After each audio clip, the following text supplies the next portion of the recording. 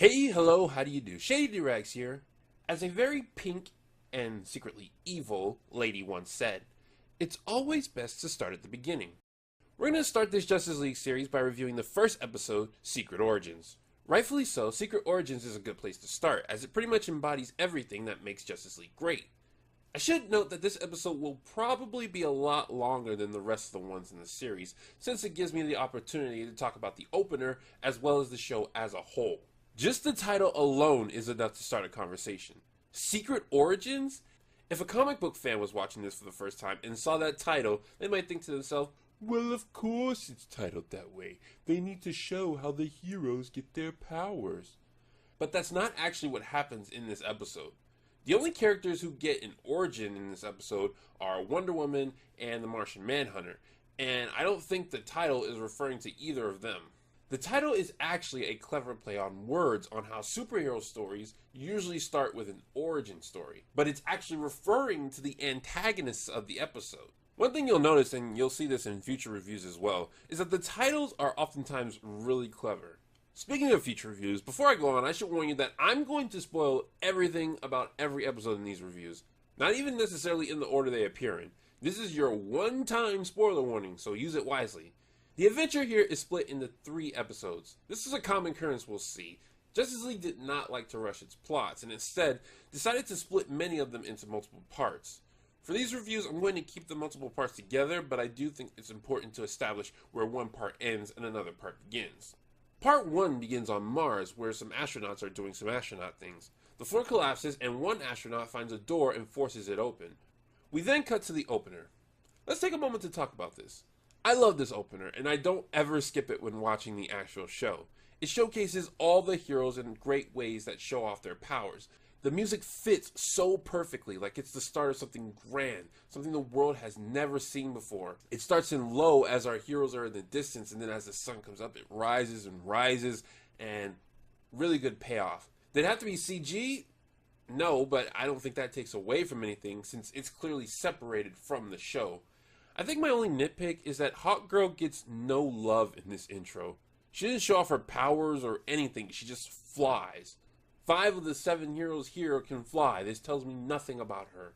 The episode cuts to 6 months later, where Batman, Bruce Wayne, is investigating something because that's what Batman does. Superman, Clark Kent, shows up to help because that's what Superman does, but gets a spontaneous headache, which allows the villains to escape.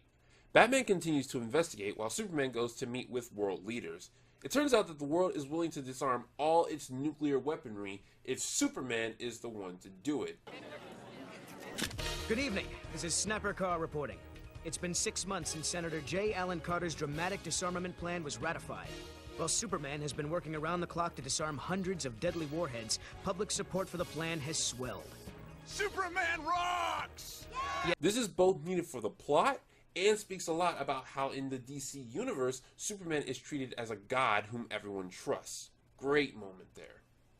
What's also great is starting the overall adventure and introductory to the quote-unquote new world with these characters we already know. Justice League is a spin-off / continuation of Batman the Animated Series and Superman the Animated Series. It makes sense that if you come from one or both of those shows, you'd immediately feel at home seeing your favorite characters on the screen. It's important to take note of their redesigns too. Superman was intentionally made to look a lot older to give the indication that he's somewhat past his prime. It's a little difficult to say what Bat's new suit represents, considering he's actually much better than his animated series counterpart here, but I like it, so. Again, time passes, and Superman finds that he keeps getting sporadic headaches. Meanwhile, Batman finds out the source of his investigation, but winds up biting off more than he can chew. Superman comes to help him, but is stopped short by an alien invasion, which is what Batman was investigating all along. The two do their best to stop the invasion, but they have almost no effect on it.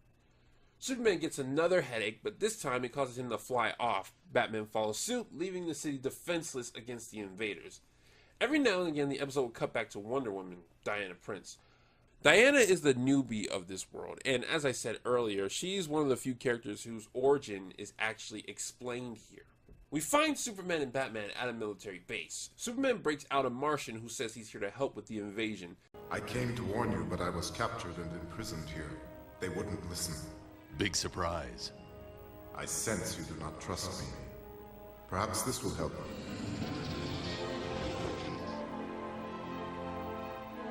This is the Martian Manhunter, J'onn J'onzz. Before the three can leave, they are ambushed by the invading aliens, and Part 1 ends here. Part 2 begins with Superman and Batman and J'onn attempting to fight off the aliens, but not doing too well. J'onn mentally summons other heroes to help. Here we see the cast of the show meet up for the first time. We get introduced to Green Lantern, John Stewart, The Flash, Wally West, and Hawkgirl, Shira Hall. You might be wondering why I'm saying their real names as well as their superhero names. That's because I'm going to be switching back and forth during these reviews. I actually don't think J'onn is called the Martian Manhunter at all throughout the series. This is the first action scene we get off the characters working together. It gives us a brief hint of how everyone will approach the various fights they'll come across through the series. This is also very important to the whole Justice League concept. Why would Superman and Batman team up with other people in the first place when they normally haven't had a reason to? This big crisis that neither of them can seem to handle is a good excuse for this. We also get to notice that everyone here is a pretty famous hero, with the exception of J'onn and Diana. I always found it funny how Superman's like, Hawkgirl, what's she doing here? as if everyone knows who that is, yet Wonder Woman shows up, the most iconic female superhero, and no one has heard of her. Who's the rookie in the tiara? I'm not sure. Our first action session is immediately followed by our first dialogue section with the characters, which is just as important, if not more so, than the action sequences. This is the part where some exposition is revealed. J'onn tells his origin and tells where the aliens came from. It's actually pretty dark for what I would consider a family show. I mean, J'onn's entire race is dead. They don't downplay that. He specifically says he was the only survivor. While the show is a lot more lighthearted than what we've come to expect from Batman, it's also darker than what we've come to expect from Superman. Back to the plot, the team splits up into 3 groups, showing potentials for different dynamics. It's very important to note their differences in these scenes. Listen up, here's the plan. What plan? We kicked their butts, right? Let's get this over with. Hiding like cowards is not the Amazon way. They must have a weakness. When we find it, we'll strike. They're close by. I can almost smell them. Are you always so eager to fight? My home Thanagar is a warlike world. There one must strike first, or die. Justice League is a character-driven show. Despite all the action, despite all the adventure, this show's greatest strength is its characters and how they interact with each other, as well as the environment they're placed in, as it should be. We see how the characters play off one another, what ticks them off, and so forth. I am Diana, Princess of the Amazons. Pinch me, I must be dreaming. Ow! We'll have to take out those factories. Lady, this is no job for amateurs. We Amazons are warriors born. Want to test me? When it comes to characters, I follow the philosophy of Craig McCracken, creator of the Powerpuff Girls and Wander Over Yonder, which is, if you can take a character and put them in any environment, and it's entertaining to watch them in that environment, then you have signs of a great character. I also believe the same can be said with a dynamic team. DC has hundreds, if not thousands, of heroes it could have chose from, and I think they chose very wisely. Originally, I was disappointed because there was no Hal Jordan, the most iconic Green Lantern, and no Barry Allen, the most iconic Flash. But now I see this was actually a choice for the better. Wally is a good comic relief character, and it makes sense to make the Speedster the one with the quick quips, especially since they're using the same Flash from Superman the animated series. Hal Jordan's personality would have been way too similar to Wally's, and Guy Gardner, Hal's original backup Lantern, wouldn't have meshed up well. John Stewart was the correct choice here, though I think Kyle Rayner would have been an equally correct choice, considering we already have a soldier in the group, Hawkgirl. Every team fails at their objective, leaving Superman and Hawkgirl to be captured. Holy the dongles, they took down Superman!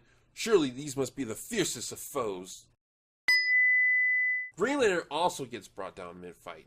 Nice touch making the gas yellow. And Batman is cornered and killed, ending the second part.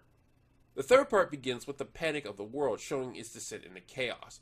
All of the League who aren't captured or dead regroup for a mission to rescue Superman and Hawkgirl. They do that but fail and all wind up getting captured. The Hive Mind comes and starts torturing J'onn because of personal vendetta. Suddenly, Batman reveals that he isn't dead and reverses the ion charge that was causing the sky to blacken. How did he know to do that? Because he's Batman. Any adult could see this twist coming a mile away. They're obviously not going to kill off one of their title characters in the first few episodes, but I think the twist is fine since the show does have to reach a balance between entertaining kids and entertaining adults.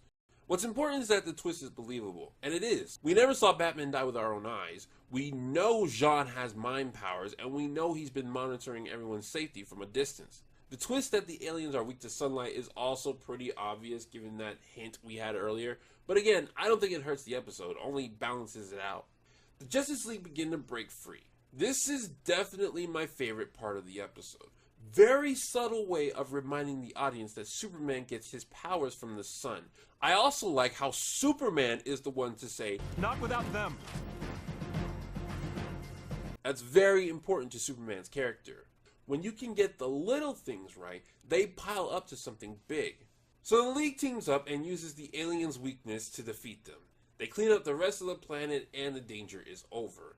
Meanwhile, at the Hall of Justice, Superman proposes that the group stay together in case another threat like this happens again. What? Like a bunch of super friends? More like a Justice League.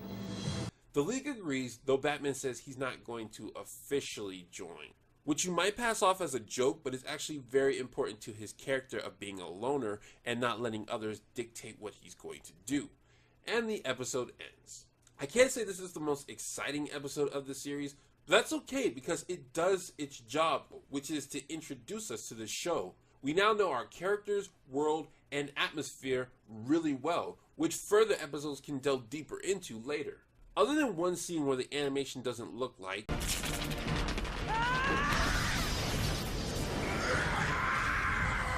I don't have much complaints. But what do you guys think? You like this episode? You think it was a good opener for the show? Post in the comments and let me know. But that was the first episode. And all in all, I think it was a good start of something good. This has been Shady Doorags.